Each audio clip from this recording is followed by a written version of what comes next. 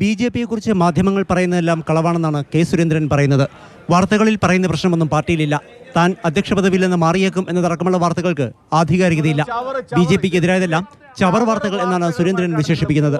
അപ്പം നിങ്ങൾ ഇങ്ങനെ ഒറ്റതിരിഞ്ഞ് ആക്രമിക്കുന്നത് ഒരു സാമാന്യ മര്യാദയുടെ ലംഘനമാണ്. മറ്റൊരു പാർട്ടിയോട് നിങ്ങൾ കാണിക്കാത്ത കാര്യമാണ്. നിങ്ങൾക്കിപ്പോൾ സംസ്ഥാന നേതൃത്വത്തെ മാറ്റിയിട്ട് നിങ്ങൾക്ക് എന്താ ഇപ്പോൾ കിട്ടാനുള്ളത്? നിങ്ങളോട് ആരും പറഞ്ഞു? അല്ല, ഞാൻ ചോദിക്കാം. എനിക്കൊരു പ്രശ്നമില്ല.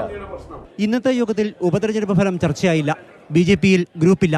അതേസമയം നേതൃയോഗത്തിൽ നിന്ന് 3 മുതിർന്ന നേതാക്കൾ വിട്ടുനിന്നതിനെ കുറിച്ചുള്ള ചോദ്യത്തിന് മറുപടി ഇങ്ങനെ: ഇന്നത്തെ യോഗത്തിൽ 14 പേർ വന്നിട്ടില്ല. എല്ലാ യോഗങ്ങളിലും ഒരു 5% ആൾക്കാർ വരില്ല. രാജ്യത്തെ ഏതെങ്കിലും ഒരു പ്രസ്ഥാനത്തിൻ്റെ യോഗങ്ങളിൽ 100% ആൾക്കാർ വരുമോ? പാർലമെൻറ്റ് നടക്കുമ്പോൾ പോലും 100% ആൾക്കാർ വരില്ല. സംസ്ഥാന ഭരണാധികാരി സ്ഥാനത്ത് നിന്ന് നാരായണൻ നമ്പൂതിരിയെ മാറ്റണമെന്നും പാലക്കാട് ബി.ജെ.പി സ്ഥാനാർത്ഥിയെ തോൽപ്പിക്കാൻ നാരായണൻ നമ്പൂതിരി ശ്രമിച്ചെന്നും നേതൃയോഗത്തിൽ ആരോപണമുയർന്നു.